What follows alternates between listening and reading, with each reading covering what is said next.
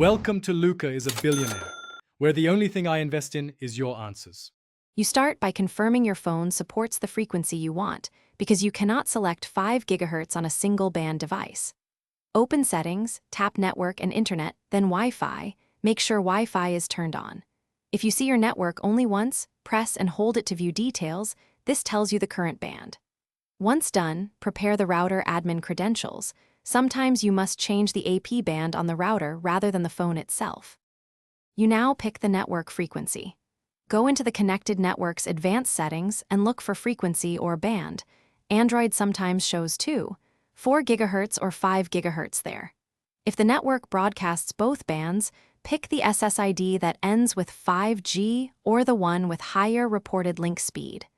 If Android doesn't let you choose, use a Wi-Fi scan app to identify the 5 GHz BS-SID, and then long press the network to switch or forget and re-add that specific SSID.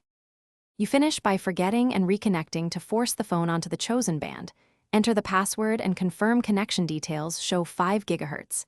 If you still drop to 4 GHz, reboot both phone and router because cached associations can stick. Make sure router band steering is off if you want to force 5 GHz or explicitly enable a separate SSID for each band.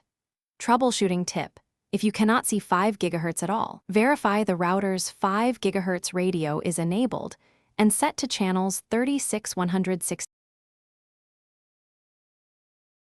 Thanks for watching and please subscribe. It's the best investment you'll ever make.